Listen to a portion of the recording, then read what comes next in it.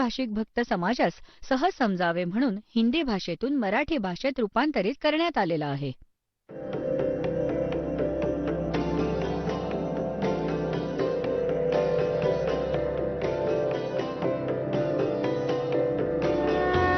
और ज्ञान सब ज्ञानड़ी कबीर ज्ञान सो ज्ञान और जैसे घोड़ा तोब कायम करता चले मैदान.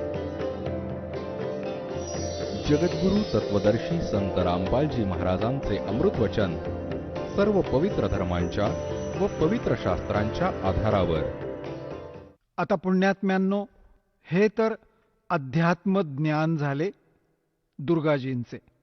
त्या काय सांगत आहेत?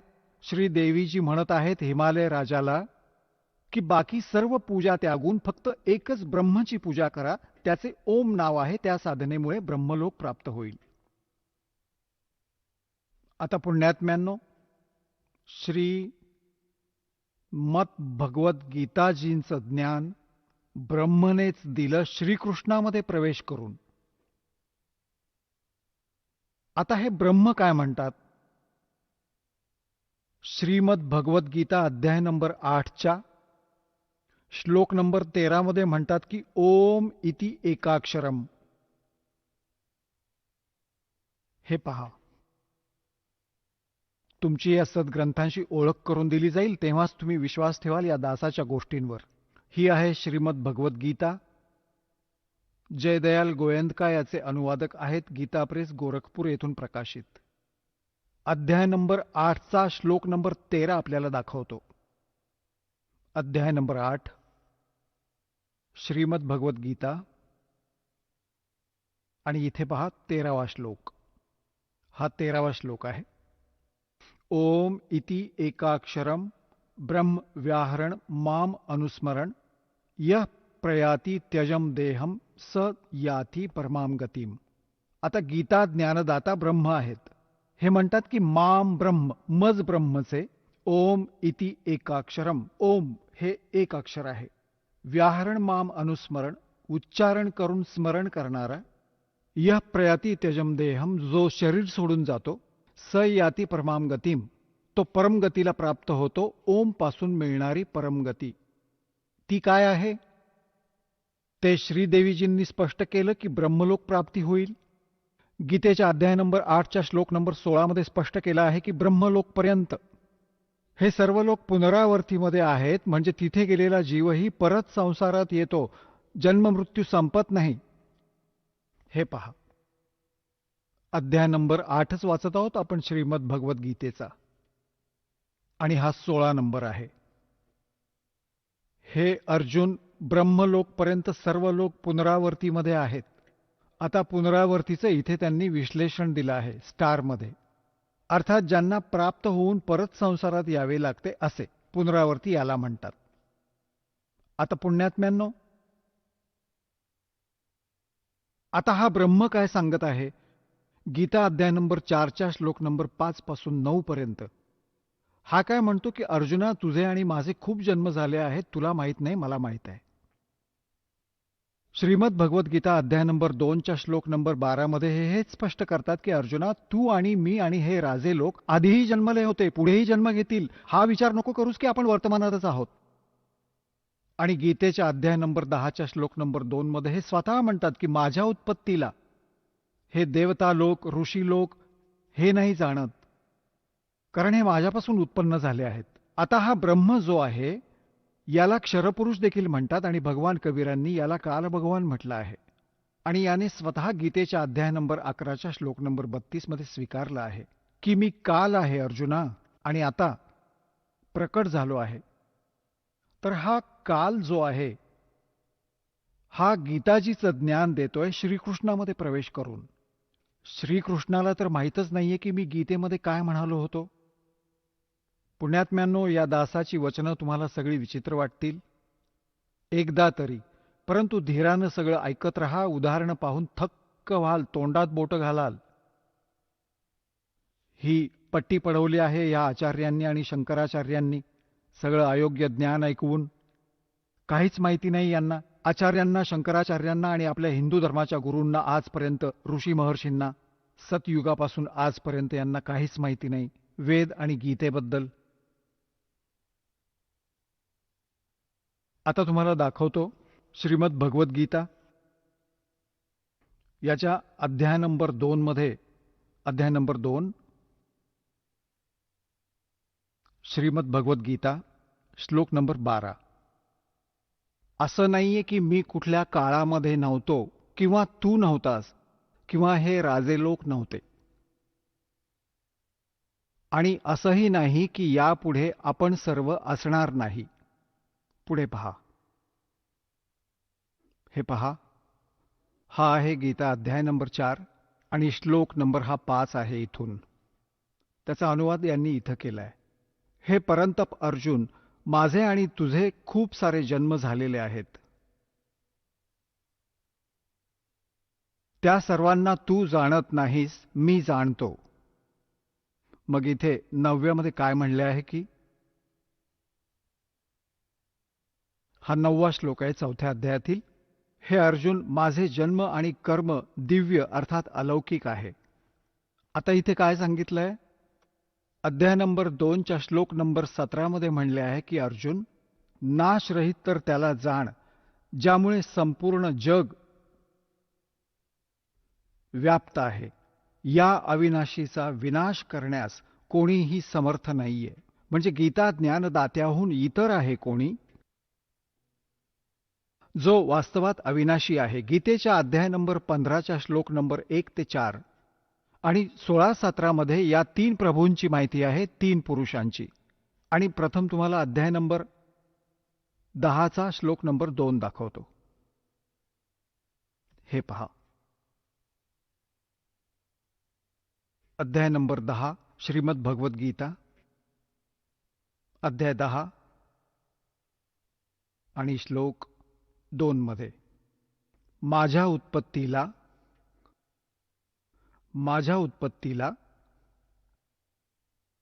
हे जे काही लिहितात प्रभवम म्हणजे उत्पत्तीला, ना देवता लोक जाणतात आणि ना महर्षीजनही जाणतात, कारण की मी सर्व प्रकारांनी देवतांचं आणि महर्षींचं मूळ कारण आहे.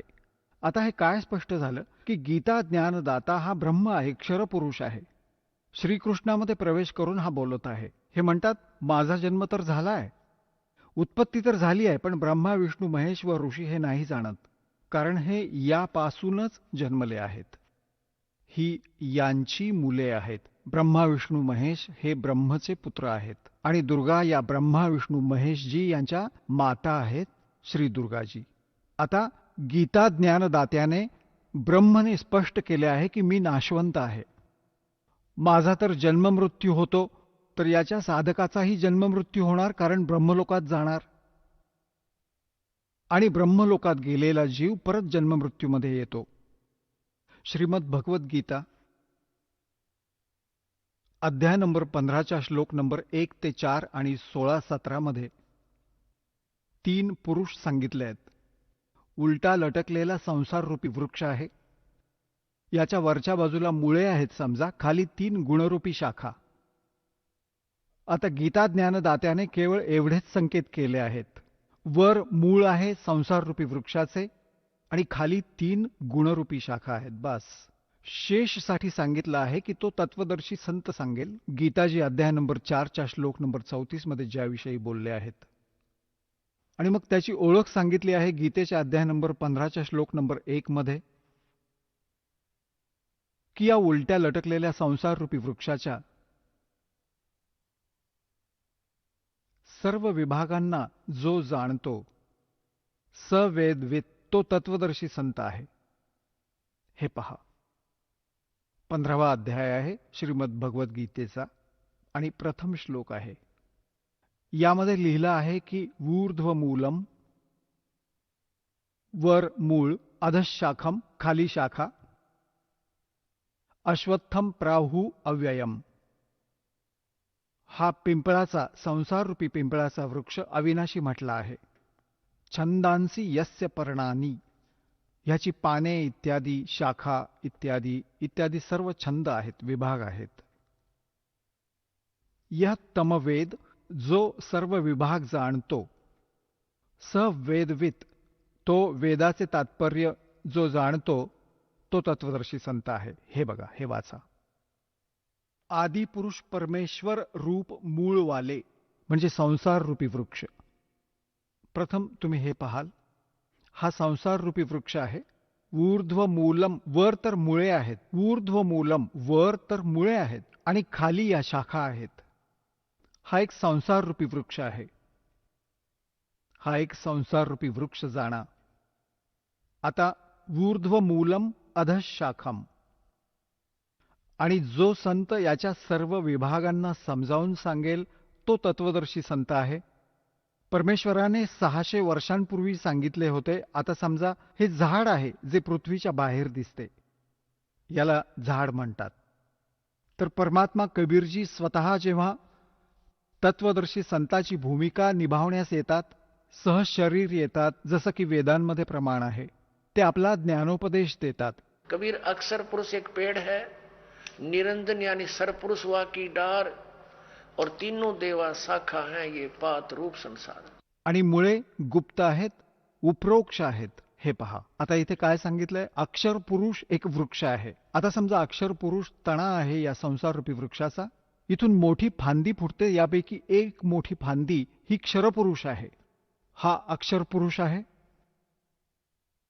याला परब्रह्मही म्हणतात. हा अक्षर पुरुष आहे एवढा, आणि यातून ही फांदी फुटली मोठी, हा क्षरपुरुष ब्रह्म समजा. क्षरपुरुष ब्रह्म ज्योत निरंजन, आणि याचे हे 3 पुत्र आहेत.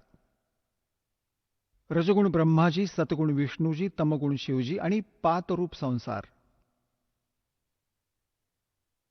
आता हे गुप्त आहे, हे परमात्मा स्वतः आहेत.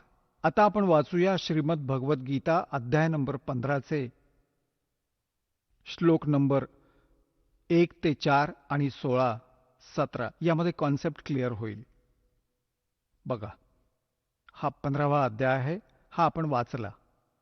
प्रथम मंत्र, प्रथम श्लोक. ऊर्ध्व मूलम, मुळे तर वर, खाली शाखा. हा संसाररूपी पिंपळाचा वृक्ष, अविनाशी वृक्ष समजा. छंदांसी यस्य पर्णानी, म्हणजे मुळे, शाखा, पाने इत्यादी याचे विभाग आहेत. आणि हा तमवेद, जो ह्याला जाणतो. सवेदवित आदी, आदी पुरुष परमेश्वर मूलवाले यांनी अधशाखाचा अर्थ चुकीचा दिलाय. ब्रह्मरूप मुख्य शाखा केलाय, नाही.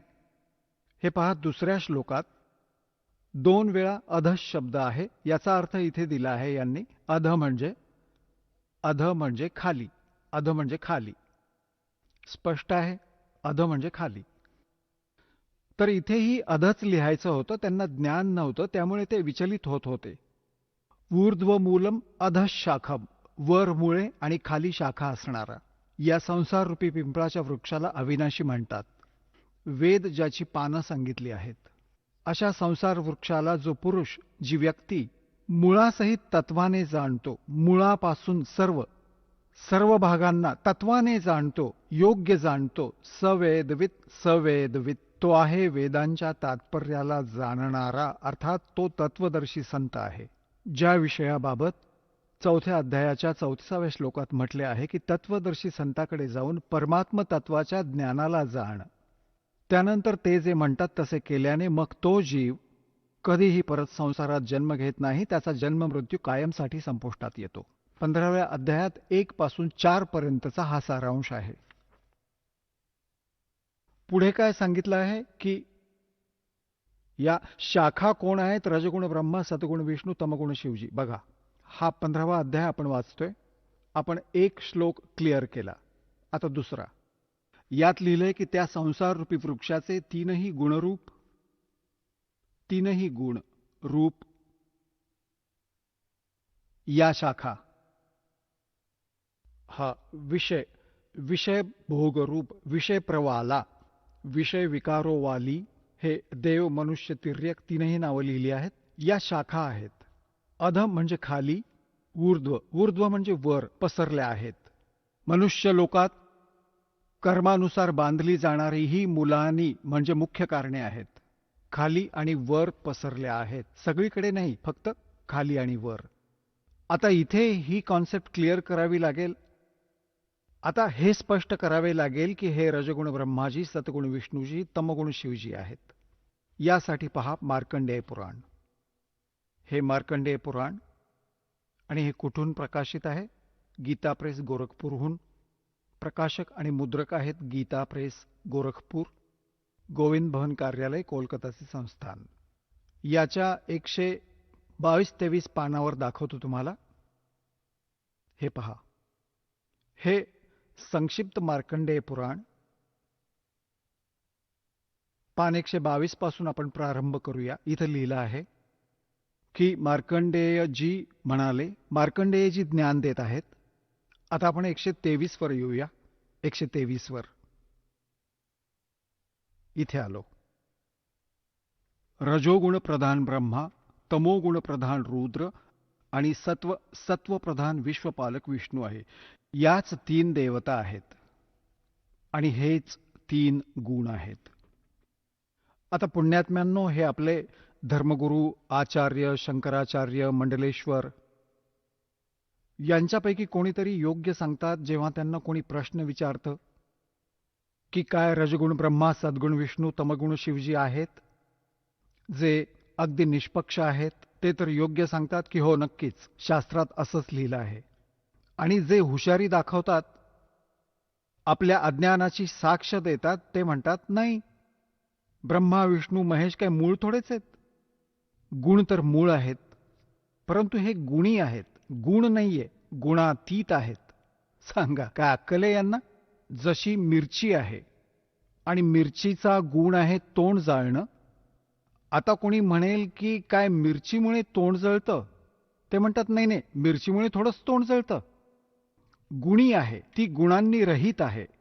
प्रत्येक मिरचीत गुण तर आहेच ना तो जाळण्याचा. तर अशीच ही जास्त हुशारी दाखवतात, कारण त्यांचा मूळ उद्देशच लोकांना संभ्रमित करायचं. आपला उद्देश साध्य करून घेतात. यांना लोकांशी काही देणं घेणं नाही, अशा व्यक्ती असतात. परंतु काही अशाही व्यक्ती आहेत जे सत्य सांगतात की शास्त्रात असंच लिहिलं आहे, ते आपल्या समक्ष आहे, अजून दाखवतो. हे पहा, श्रीमद देवी भागवत हिंदी टीका सहित भाग 1. यामध्ये संस्कृत ग्रंथही बरोबर आहे. अथ देवी भागवतम सभाषाटिकम समात्म्यम. आता खेमराज श्रीकृष्णदास प्रकाशन मुंबई. खेमराज श्रीकृष्णदास प्रकाशन मुंबई. आता याच्या 3ऱ्या स्कंधात आपण आलो आहोत. अथ श्रीमद देवी भागवते भाषा टीकायुते तृतीय स्कंदः प्रारंभ्यते. याच्या 3ऱ्या स्कंधाच्या 11व्या पानावर आपण वाचू. हे 11वे पान आहे. हा 5वा अध्याय आहे. याचा 8वा श्लोक आहे.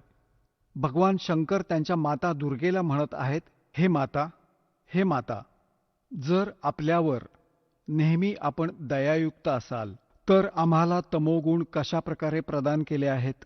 ब्रह्मा रजोगुण आणि हरी सत्वगुण युक्त केले आहे. आता संस्कृत पहा. हे संस्कृत देखील वाचू आपण, कारण आपण शिक्षित आहोत. यदि दयार्द्रमना न सदांबिके कथमहम विहितश्च. का मी हे रचलं, का बनवलं? तमोगुण, मला तमोगुणी का बनवलं? कमलजश्च, कमळातून उत्पन्न होणारे ब्रह्मा. रजोगुण संभवा, का रजोगुणी उत्पन्न केला? सुविहितः, सुविहितः किमु सत्वगुणो हरिः. विष्णूजींना तुम्ही सत्वगुणी का बनवलं? इति सिद्धम रजगुण ब्रह्मा, सद्गुण विष्णू, तमगुण शिवजी. तर परमात्मा कबीर देवजींनी, परमेश्वर यांनी स्वतः येऊन यथार्थ ज्ञान दिलं की सरपुरुष एक पेड़ है और सरपुरुष यानी निरंजन वा की डार, और तीनों देवा रजगुण ब्रह्मा, सद्गुण विष्णु, तमगुण शिवजी, तीनों देवा शाखा हैं. ये पात रूप संसार. आता आपण या पवित्र गीता अध्याय नंबर 15च्या श्लोक नंबर 1 ते 4 आणि 16-17 वाचूया. आता सहजपणे समजून येईल. कन्सेप्ट क्लिअर झाली. 3ही गुण रजगुण ब्रह्मा आहेत, सद्गुण विष्णू, तमगुण शिवजी. आता पहा, गीता अध्याय नंबर 15चा आणि श्लोक नंबर आपण 2 वाचत आहोत. त्या संसार रूपी वृक्षाचे 3ही गुणरूप रजगुण ब्रह्मा, सद्गुण विष्णू, तमगुण शिवजी ही विषय प्रवाला शाखा. आता संस्कृत देखील एकत्रच वाचूया आपण. या 3ही शाखा आहेत, विषय, भोग, तिर्यक इत्यादी शाखा.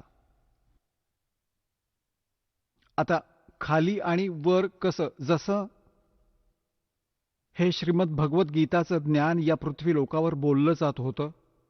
खाली पाताळ लोकात, वर स्वर्ग लोकात, या 3 लोकातच या ब्रह्माजी, विष्णूजी आणि शिवजींचं आधिपत्य आहे. इथपर्यंत यांची एक एक विभागीय मंत्री समजा आहे या 3 लोकात. वरती स्वर्गापासून ते खाली पाताळापर्यंत इतकी यांची रेंज आहे, जे आहे ना प्रभुत्व आहे, यांची सीमा आहे. सर्वत्र हे पहा, खाली आणि वर सर्वत्र नाहीये. वर पसरली आहे मनुष्य लोकात, आणि कर्मांच्या अनुसार बांधणारेही हेच मुख्य कारण आहे. खाली आणि वर हे व्याप्त आहे. आता तिसऱ्यात काय सांगितलंय की या संसार वृक्षाचे गीता ज्ञानदाता ब्रह्म आहेत. श्रीकृष्णामध्ये बोलत आहेत प्रवेश करून. आणि हे काय सांगतात की या संसार रूपी वृक्षाची जी मी माहिती या अध्यात्म ज्ञानातून मी देत आहे, गीतेच्या डिस्कशनमधून, तुझ्या माझ्या चर्चेमध्ये मी कंप्लीट नाही सांगू शकणार, कारण मला याचं पूर्ण ज्ञान नाहीये. बघा, अध्याय नंबर 15चा श्लोक नंबर 3 वाचत आहोत. या संसार वृक्षाचं स्वरूप जसं म्हटलं आहे तसं इथे विचार कालमध्ये, तुझ्या माझ्या चर्चेमध्ये, गीताजीच्या डिस्कशनमध्ये नाही मिळू शकणार. म्हणजे मी नाही जाणत या पूर्ण संसाराचा आदी आणि अंत. संसार रूपी वृक्षाचा म्हणजे सर्व ब्रह्मांडाबद्दल मला नाही कंप्लीट माहिती, कारण की ना याचा आदी आहे ना अंत, आणि ना याची चांगली स्थिती आहे. म्हणून या सुविरूढ मूलम म्हणजे मूळ जे आहे तो परमात्मा आहे, अविनाशी आहे. त्याचा लोक सुद्धा अविनाशी आहे. अतिदृढ मूलवाले म्हणजे याच्या अविनाशी मूळ असणाऱ्या संसार रूपी पिंपळाच्या वृक्षाला दृढेन म्हणजे दृढ, असंग शस्त्रेणचा अर्थ यांनी केला वैराग्य रूपी शस्त्राद्वारे नाही, तत्वज्ञान रूपी शस्त्राद्वारे कापून म्हणजे चांगल्या प्रकारे समजून. आता चौथ्यात काय म्हटलं आहे? 15व्या अध्यायाचा 4था श्लोक. त्याच्यानंतर त्या परमपद रूपी परमेश्वराला चांगल्या प्रकारे शोधले पाहिजे, ज्यामध्ये गेलेले पुरुष परत फिरून संसारात येत नाहीत, आणि ज्या परमेश्वराकडून या पुरातन संसार रूपी वृक्षाची प्रवृत्ती विस्ताराला प्राप्त झाली आहे, त्याच आदी पुरुष नारायण म्हणजे परमअक्षर ब्रह्मच्या शरणी मी आहे, अशा प्रकारे दृढ निश्चय करून त्या परमेश्वराचंच मनन आणि नित्यध्यास केला पाहिजे. आता यात काय स्पष्ट झालं की गीता ज्ञानदाता म्हणतो की मी कंप्लीट नॉलेज नाही ठेवत, आणि तत्वदर्शी संतांकडे जाऊन त्यांना समज. त्यानंतर परमेश्वराच्या त्या परमपदाचा शोध घेतला पाहिजे जिथे गेल्यावर साधक परत फिरून या संसारात कधी येत नाही, म्हणजे त्यांना संपूर्ण मोक्ष मिळतो. गीता ज्ञानदाता आपली स्थिती स्पष्ट करताना गीता अध्याय नंबर 2च्या श्लोक 12 मध्ये, गीताजी अध्याय नंबर 4च्या श्लोक 5 आणि 9 मध्ये, गीता अध्याय नंबर 10च्या श्लोक नंबर 2 मध्ये स्पष्ट करतात की अर्जुन, तुझे आणि माझे खूप जन्म झाले आहेत. तू नाही जाणत, मी जाणतो. यावरून सिद्ध होतं की हा तर नाशवंत आहे. स्पष्ट झालं. हे देखील स्पष्ट झालं की ब्रह्म आहे जो गीता सांगत आहे श्रीकृष्णाद्वारे, ज्याचं ओम नाव आहे. ओम नामाच्या जपाने ब्रह्मलोक प्राप्त होतो. ब्रह्मलोकात गेलेले जीव जन्म मृत्यूच्या फेऱ्यातच राहतात. तर हे ब्रह्मच्या साधनेनेही मोक्ष प्राप्त नाही होऊ शकत, ते स्थान प्राप्त नाही होऊ शकत जिथे गेल्यानंतर साधक कधी परतून संसारात येत नाही. ते कोण आहेत? ते परमअक्षर ब्रह्मची साधना केल्याने, जसे गीतेच्या अध्याय नंबर 4च्या श्लोक नंबर 25 पासून 30 पर्यंत गीता ज्ञानदात्याने म्हटले आहे. कोणी देवतांची पूजा करतात, कोणी फक्त कडक व्रत ठेवतात, जसं हे अहिंसावादी व्रत ठेवतात, जसे तोंडावर पट्टी बांधून अनवाणी पायांनी फिरणे, आणि काही स्वाध्याय करतात, जसे गीतेचे नित्य वाचन करणे, वेदांचा अभ्यास करत राहणे. कोणी प्राणायाम करतात, कोणी केवळ हवन यज्ञही करतात, आणि सर्वच आपल्या साधनांना पापनाशक जाणतात. जर त्यांना समजलं की त्या पापनाशक नाहीयेत तर कोणी करणार नाहीत त्या. हा साधक तोपर्यंतच ती साधना करतो जोपर्यंत त्याला हे माहीत नाही की हे योग्य नाहीये. तो सोडून देईल त्या दिवशी. तर यासाठी सांगितलं आहे की 4थ्या अध्यायाच्या 32व्या श्लोकात की अशा प्रकारचे जे 25 पासून आणि 30 पर्यंत ज्या श्लोकांमध्ये माहिती दिली आहे, अशा प्रकारची खूप सारी धार्मिक यज्ञांची, धार्मिक अनुष्ठानांची माहिती सच्चिदानंद घनब्रह्मच्या वाणीत विस्ताराने दिली गेली आहे. आता सच्चिदानंद ब्रह्मची वाणी, कारण ते परमात्मा सतलोकातून चालत येतात, आपल्या मुखकमलातून उपदेश देतात, ज्ञान ऐकवतात. तो सूक्ष्म वेद असतो, ते तत्वज्ञान असतं. ते तत्वज्ञान आहे, त्यामध्ये अतिशय विस्ताराने हा आध्यात्मिक मार्ग सांगितला गेला आहे, आध्यात्मिक ज्ञान म्हटलं गेलंय. आता पहा, अध्याय नंबर 4 कडे घेऊन जाऊया तुम्हाला आधी थोडं. श्रीमद भगवद्गीता अध्याय नंबर 4 आणि श्लोक नंबर 25 मध्ये दुसरे योगीजन देवतांचे पूजनरूप यज्ञ, यज्ञ म्हणजे धार्मिक अनुष्ठान, चांगल्या प्रकारे करतात. पर्युपासते म्हणजे पूजन करतात. आणि अन्य योगीजन ब्रह्मसाधना करतात, याचा हा अर्थ आहे. आणि 26 मध्ये म्हटलं आहे की इतर योगीजन श्रोत्रादी समस्त इंद्रियांना संयमरूप अग्नीमध्ये हवन करतात, दुसरे शब्दादी करत राहतात. हे सर्व विषयांना इंद्रियरूप यज्ञ अग्नीमध्ये हवन करत असतात. 27 मध्ये लिहिलं आहे की दुसरे योगीजन क्रिया, संपूर्ण क्रिया इंद्रियांना, इंद्रियांच्या संपूर्ण क्रिया आणि प्राणांच्या समस्त क्रियांना ज्ञानाने प्रकाशित आत्मसंयम अग्नीमध्ये हवन करतात. म्हणजे काही तर स्वतःच्या इंद्रियांना संयमित करण्याच्या प्रयत्नात असतात.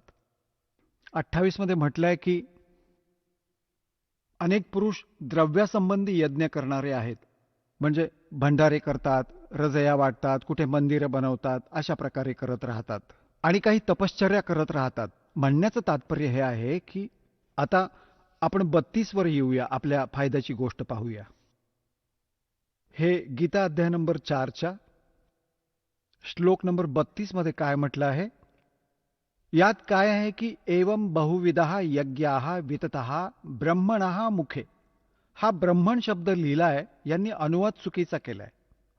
कर्मजान विद्धि तान सर्वान एवं ज्ञात्वा विमोक्षसे. अशा प्रकारे अजूनही अनेक प्रकारचे यज्ञ, यज्ञ म्हणजे धार्मिक अनुष्ठान, ब्रह्मण मुखे यांनी वेदाच्या वाणीमध्ये असं केले, ते चुकीचं केलंय. इथे पहा, अध्याय नंबर 17च्या श्लोक नंबर 23 मध्ये हाच ब्रह्मण शब्द आहे. याच्यामध्ये श्रीमद भगवद्गीता अध्याय नंबर 17चा श्रीमद भगवद्गीता आणि श्लोक नंबर 23 मध्ये ओम तत्सत इति निर्देशः ब्रह्मणः त्रिविधः स्मृतः ब्राह्मणः तेन वेदाच यज्ञाच विहितः पुरा. याचा अनुवाद काय केले की ओम ओम तत् तत् सत सत ओम तत्सत असे हे 3 प्रकारचे ब्रह्मण म्हणजे सच्चिदानंद घनब्रह्मचं नाव म्हटलं आहे.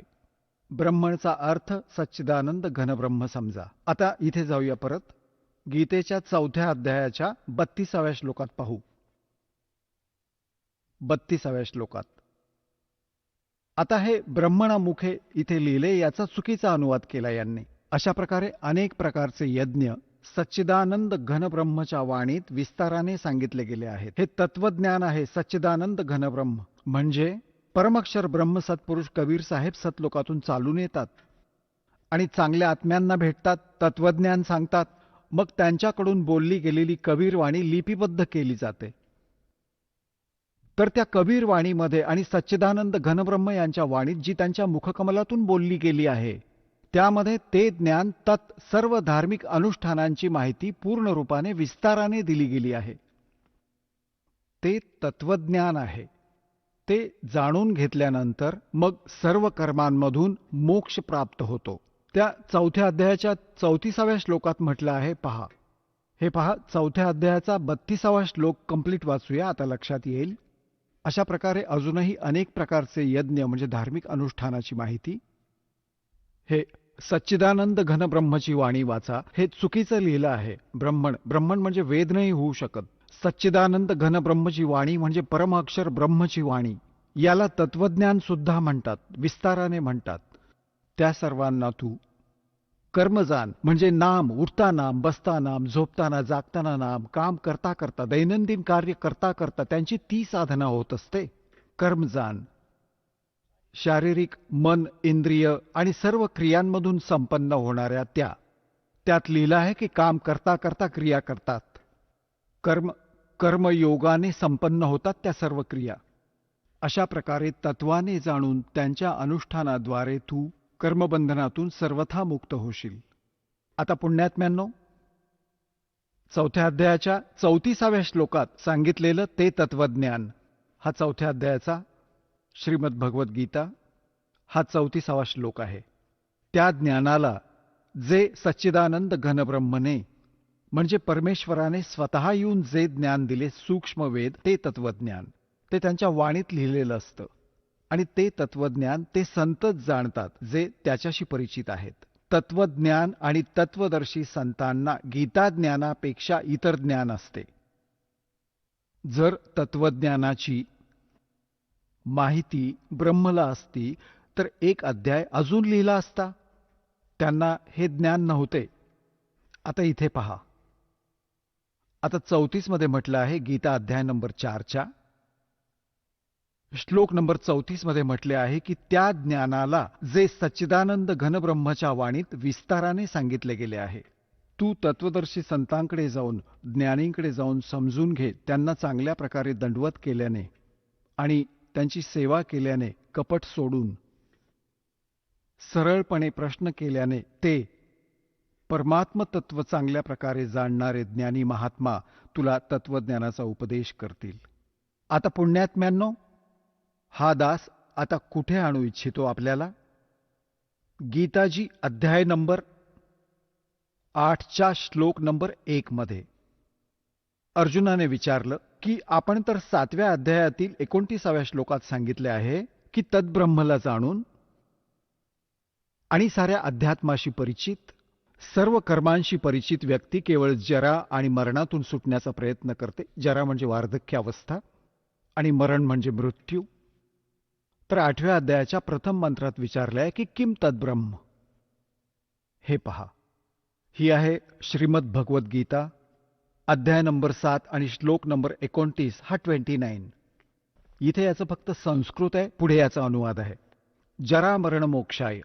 जरा म्हणजे वार्धक्य, मरण म्हणजे मृत्यू, मोक्ष म्हणजे सुटका करून घेण्यासाठी.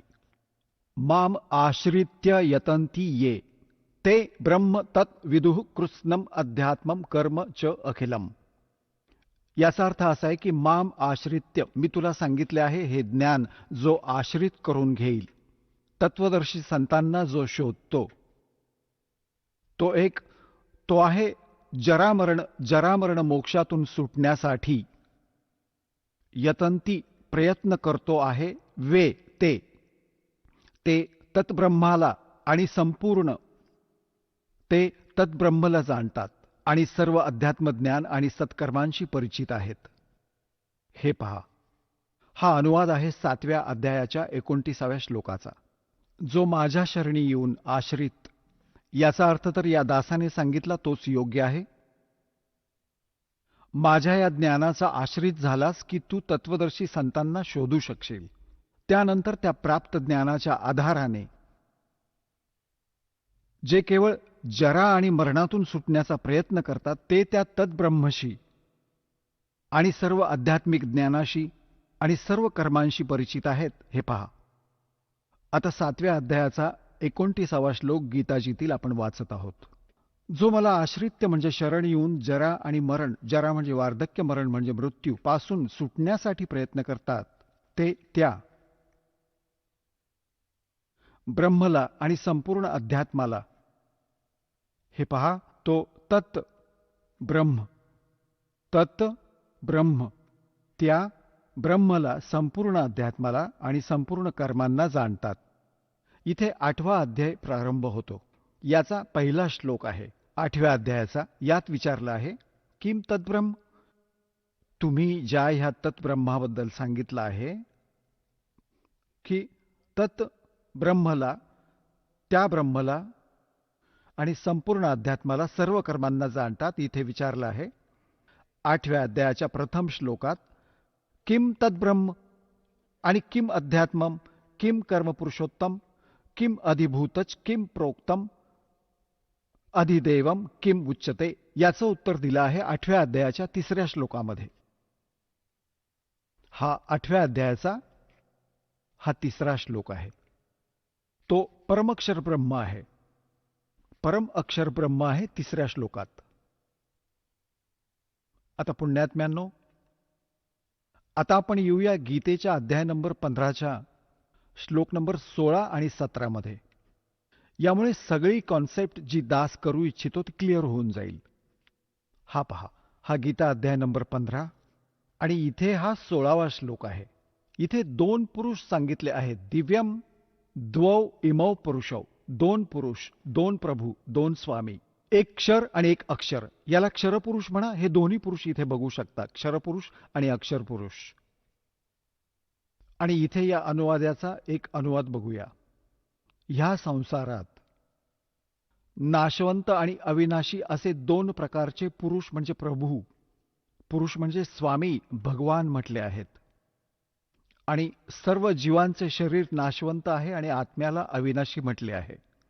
याचा भावार्थ हा आहे की क्षरपुरुष हा तर ब्रह्म आहे आणि अक्षरपुरुष हा परब्रह्म आहे. क्षरपुरुष जो आहे तो हा ब्रह्म 21 ब्रह्मांडांचा स्वामी आहे आणि अक्षरपुरुष हा 7 शंख ब्रह्मांडांचा स्वामी आहे. हे दोघेही आणि याच्या अंतर्गत जेवढे प्राणी आहेत ते सर्व नाशवंत आहेत, परंतु जीवात्मा तर कोणाचाच मरत नाही, तो तर विषयच वेगळा आहे. आता हे स्पष्ट करून दिलं की दोन्ही नाशवंत आहेत, क्षरपुरुष आणि अक्षरपुरुष.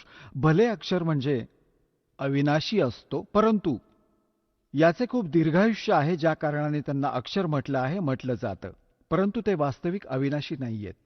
याची कॉन्सेप्ट 15व्या अध्यायाच्या 17व्या श्लोकात स्पष्ट केली आहे की उत्तम पुरुष तू अन्यः आणि परमात्मा इति उदारतः. पहा, 15व्या अध्यायाचा आपण हा 16वा वाचला, आता 17वा वाचू.